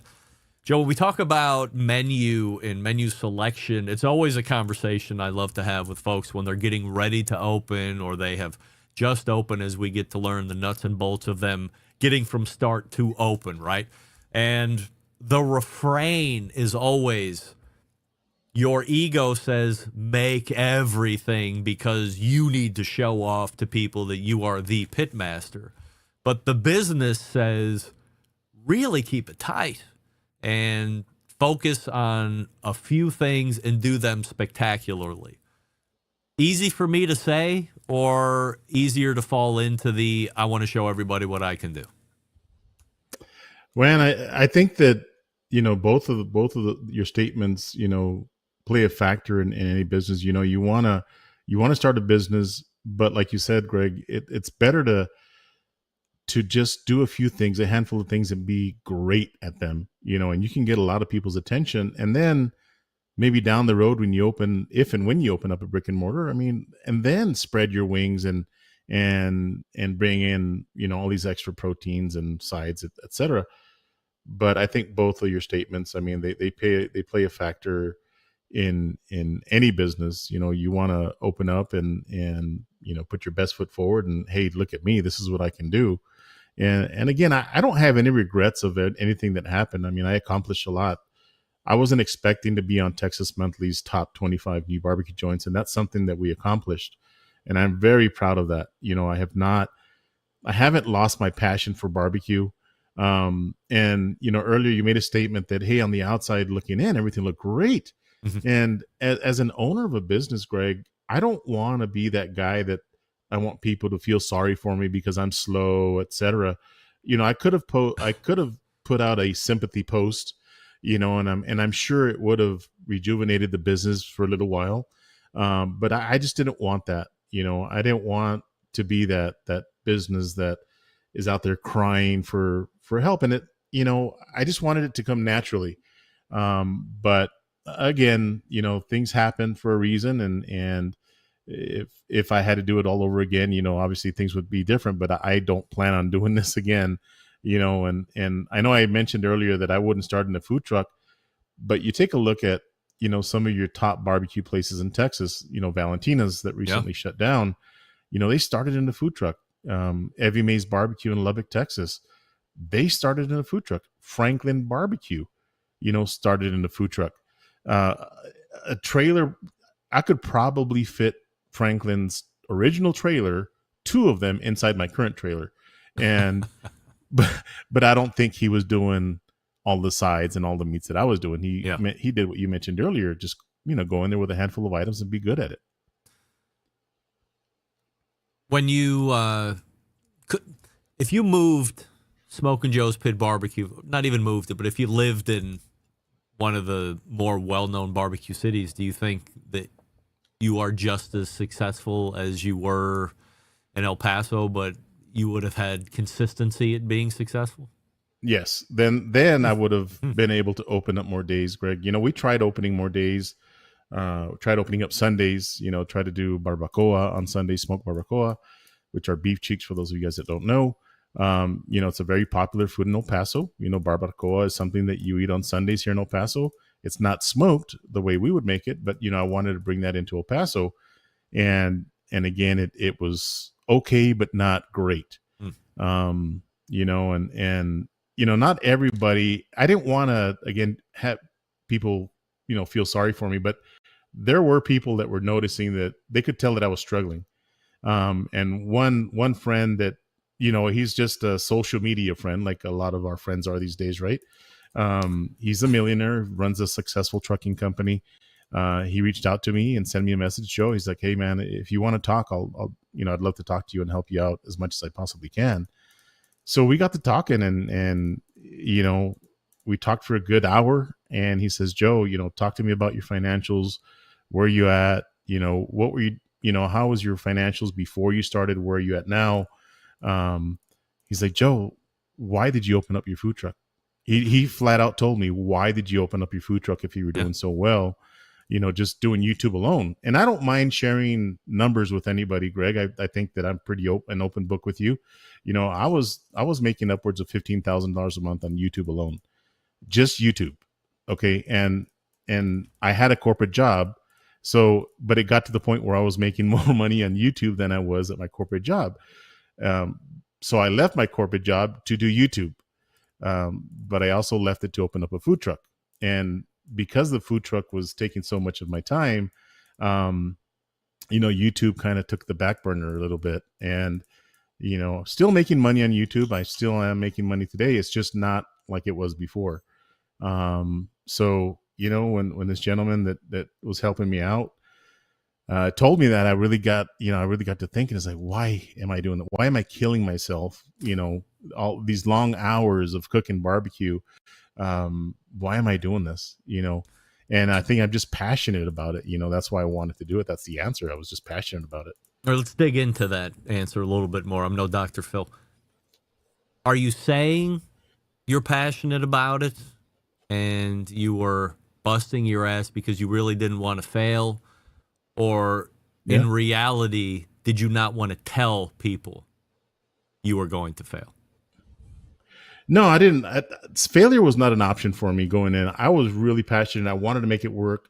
It's the analogy, Greg, that I think that can best describe this is when you have a 15-year-old dog at home and he's limping, he can barely walk, he's not eating, he's barely drinking any water. That it's time. That it's time to, hey man, we got to take a trip to the old vet and say our goodbyes. But you love that dog so much that it hurts you to even think about that, right? But then it comes to a point in time where it's like, hey man, we're going to the vet, get in the car. It's done. We're done. It's time to say goodbye. And it hurts, man. It hurts so bad. People don't understand, but it's the best thing that you could possibly do for your animal. And in my case, for my business. Let's talk about the YouTube for a second, since you brought it up. You mentioned at the height you're doing 15K on YouTube a month. I'm no mathematician, but that's like $50 billion a year. Is 15K what you're clearing off? Or I know there's like percentages that YouTube takes and stuff like that. So for the folks that always hear the term YouTube money but have no idea what YouTube money really is, what are the real figures that make up YouTube money? No, that's take home money. That's being deposited to your account every month. It's tax free, so you have to be careful and set aside 35%. No. Not tax to Uncle free. Sam. It's like you have to pay tax on that, not Well, tax yeah, it's free. not free. Yeah. That's Big right. difference. Yeah, that doesn't include they're not taking out taxes. Let Yeah. me rephrase that. Yeah. So, you do have to set aside 35% of that you're going to pay in taxes. So you find a way not to cheat the system, but you've got to spend money so that you don't have to pay so much back. So I started buying really nice lighting, really nice cameras, mics, etc. To help offset that, because they'll get you on taxes. So is the what we call top line revenue number on that? Is it 30 grand a month and they're taking half, or what kind of a percentage does YouTube take from a creator these days? Oh yeah, it's close to that, if not even more than that. Wow. The way YouTubers get paid is through running ads on your videos. We get to select where we want the ads. I'll usually put 4 ads in my videos, 1 at the beginning, 1 at the end, and 2 in the middle somewhere. And those companies that are advertising, the Barbecue Central show wants to run an ad on YouTube. Well, you're paying a certain amount. Well, I get a certain percentage of that. It's a small percentage, but it adds up. And that's why it's important to have a good following. I'm almost at 280,000, I think, subscribers on YouTube, and it's important because once you build that fan base, and you put out a video, it can really pay off for you, pretty good. Is it likes? Is it views? What's getting you the money? It's views. It's views, yeah. Not subscribers either? Not subscribers, no, because you can have a ton of subscribers. And, before I stepped away from YouTube to run my food truck, I was getting views like crazy. And now, I release a video and I'll get 15,000 views and I've got 280,000 subscribers. I'm not getting 280,000 views. Yeah. And sometimes, those videos will go viral and you'll get 1 million views. But that hasn't happened in a while. And, now that obviously I've got a lot more time in my hand, that's what I'm going to do is revamp my YouTube channel. So you're going back to YouTube full time. Yep. That. And, I've got my hands in other things too. I'm an ambassador for a few companies, and I'm also a manufacturer rep for a pellet brand that's out there. Pretty new to the market, but we're pretty excited about it. And the owner of the company believes in me, and we've done a pretty good job of selling pellets in large quantities to online companies, or if you own a barbecue store, that's my customer, that I'm going to go after. So that's what I'm going to be doing, that in YouTube, and, little fishing here and there too. Why not keep the corporate job? Never have opened the food truck. Keep the corporate job, get that money, and do the YouTube and continue to blow that out. I understand that you were making more on YouTube than your corporate job, but big deal. Were you also, was it cutting into your corporate job life as well? Yeah, it was. My corporate job was pretty demanding. We traveled a lot. I traveled a lot. I was out of town pretty much the whole week, come back into town, and, obviously I wanted to spend time with my family, but I also have to film some YouTube videos. So it makes it a little bit more difficult. And at that point, when I left my corporate job, if I didn't open up the food truck, I think I would have been okay, because I probably would have doubled the subscribers I have right now, because the more you feed YouTube and the algorithm, the more your channel is going to grow, just like anything. But had I not opened up the food truck, I think that I'd be in a better position. But again, I don't regret not opening up the food truck. It was an experience and something that I would, I could, put on my resume one day, Could you have somehow leveraged shooting content via the barbecue truck and put it on YouTube and continued to foster both? That was the plan. I did several videos from my food truck, a day in the life of a food truck, the ins and outs of what happens, and, how we prep and how we make our sausages to supply the food truck, etc. So I've got a few of those videos on my YouTube channel.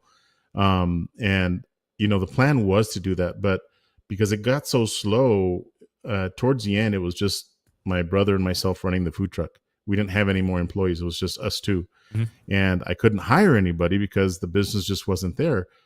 So I was cashiering and doing a lot of the prep, and my brother was pretty much the meat slicer, and he'd cook anything that went on the grill. He'd cook it, but he also had to learn the register, so it made us, a lot more universal because we had to do more things, but that's what we had to do in order to keep the food truck open.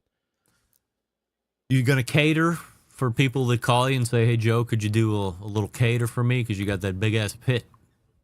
Yeah, I had 2 pits, Greg. I got 2,000 right. gallons. That's right. So any going up for sale? One of them, I just sold it to a gentleman up in he's up in Washington. Heartache. Yeah. So I had ordered another pit, with the anticipation of having a brick and mortar. But since I ordered it, these pits take months to build. Yeah. Well, the pit's ready, and it's like, okay, well, I'm not going to open up the restaurant after all, but it still shows up. Well, I got to pay the guy, right? I ordered it. So I put it up for sale, and, I sold it for exactly what I paid for it. And they're going to come pick it up. The other pit that I have, so this is kind of a news flash. You're the first to hear this. Oh, yeah? I have not released it. Yep. A Barbecue Central Show exclusive news update. Greg Rempe reporting from the breaking news desk here in Cleveland, Ohio, the city that breaks the most live fire breaking news across the country.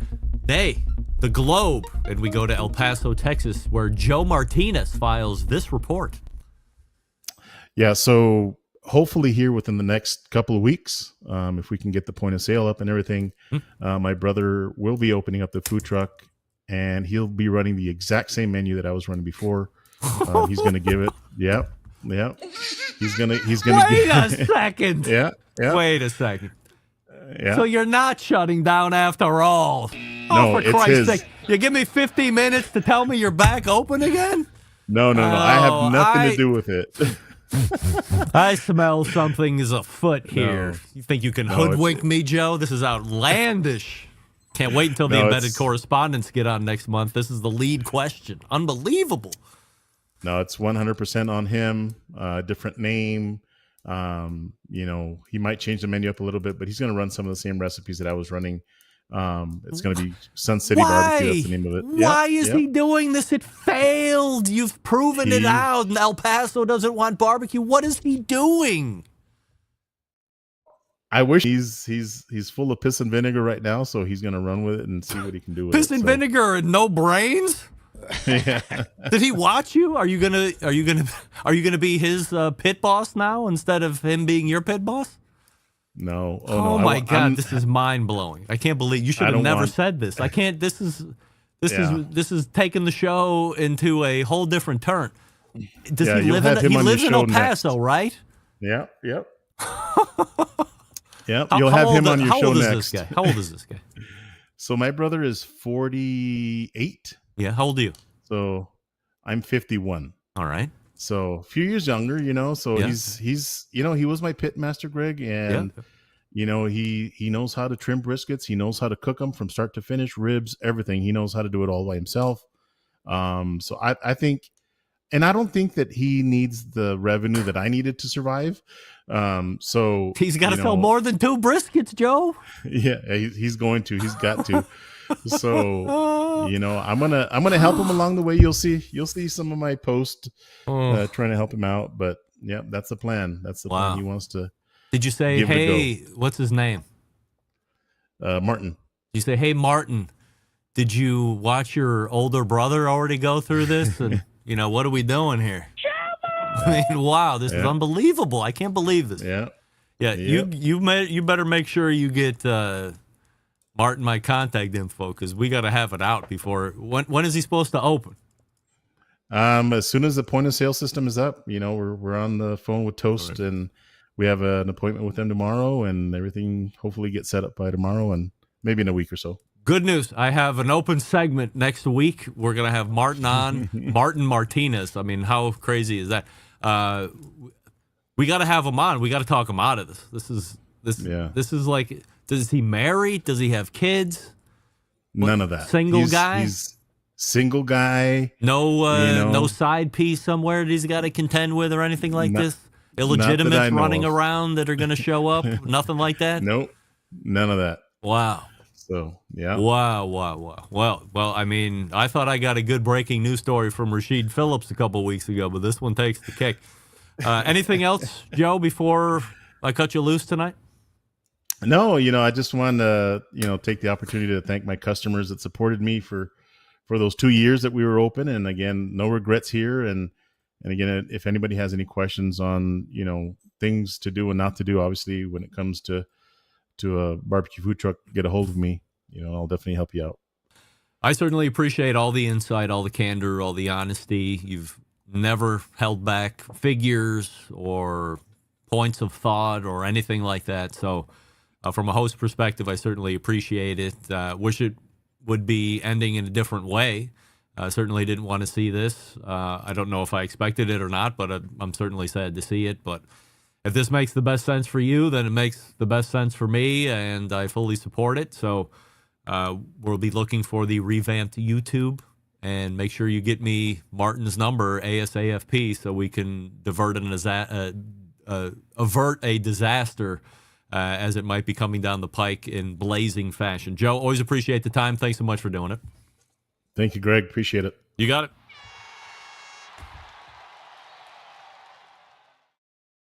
What? Joe Martinez right there. And hopefully Martin Martinez next week. Martin, you got to listen to me. Pull the ripcord. Pull it. Wow. I can't believe it. Let's get back. Okay, look, let's get back to. All right, pal. I'm so worked up. I'm in a lather over here.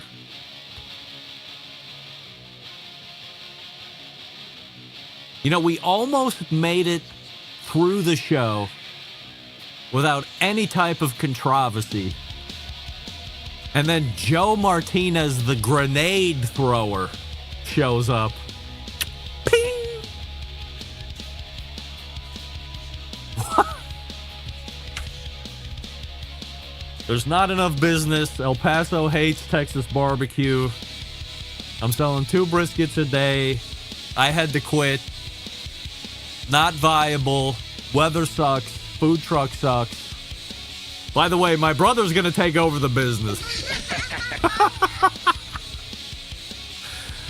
Martin, stop now. Listen up, gang. Our friends at Big Papa Smokers have something special just for you, listener to this show. Whether you're a seasoned pitmaster or a grilling newbie, Big Papa Smokers is your one-stop shop for all things barbecue. From their championship rubs, mouth-watering sauces, essential accessories, they've got what you need to take your food to the next level, whether you're on the competition circuit or in the backyard like me.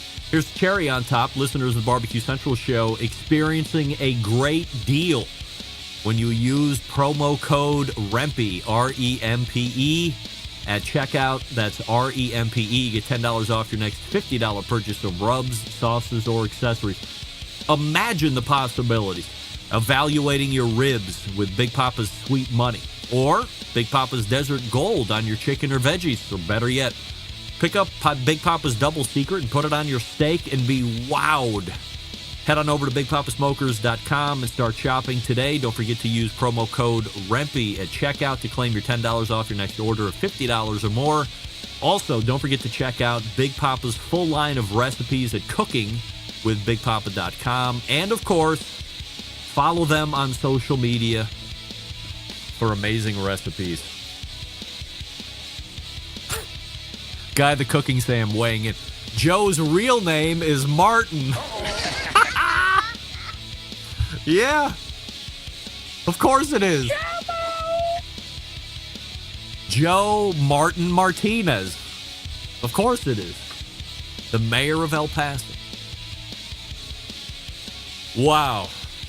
Lance, I got to tell you, the last 7 minutes of this show, if you're just tuning in right now, are going to blow your mind. I never say this. When the second hour of this show posts, jump immediately to like 45 minutes in, to the part where you think we're ending the interview, and then I play the breaking news. Because remember, Smokin' Joe's Pit Barbecue has closed. Now get to the breaking news part and watch the Hindenburg reignite in a reenactment event. We're back to wrap up whatever's left of this. Stick around. We'll be right back.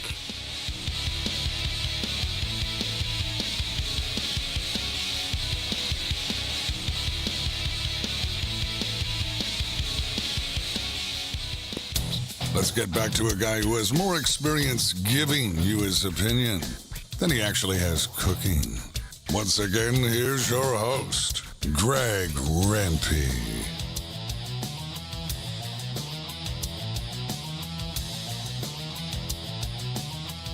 We welcome you back. We thank Joe Martinez for joining us last segment. Last two segments, actually, talking about the unfortunate closing of Smokin' Joe's Pit Barbecue. But as they say, when one Smokin' Joe's Pit Barbecue closes, another one opens. Hey, everybody, can I trouble you for a yeah? Yeah. That sound drop is the best. Wow. I don't even know where to go. So I guess we're going to call it an evening. I could just sit here in silence for the next hour and just think. I could, but I'm not. I'll let you go. All the way back in the first hour, Ted Conrad was on the show. We talked about the new Fireboard Pulse, which is their new wireless thermometer offering into the marketplace. You might see it available for sale in August. Remember, this is an invitation-only event to start. So if you are a long-time Fireboard customer, be sure to check your emails regularly and your spams regularly because it's invite-only to start, as I just mentioned. Fireboard.com/pulse for more info. Then we talked with Wes Wright from CookoutNews.com. Got his take on wireless thermometering. We also talked about Green Mountain Grill's continued reliance and allegiance with building out brick and mortar dealer groups. Second hour, Joe Martinez. How about that? Joe Martinez. Smokin' Joe's Pit Barbecue closed in El Paso, Texas. Or is it? Big show planned for you next week. Second hour, the embedded correspondence. But as I told Joe as we were closing, you damn well might see Martin Martinez for the first time ever on the show, sitting exactly where Joe Martinez sits. For all I know, they could be, well, they're not twins, but they could look exactly alike to the point where you couldn't even tell the difference. There's just so many things. All right, stay on task. In any event, it's going to be a great show. So how do I always leave you? September 11th, 2001. I will never forget. And until next Tuesday at 9 p.m. Eastern, it's your program host and proud U.S. American, Greg Rempe, saying, Shalom! Shalom!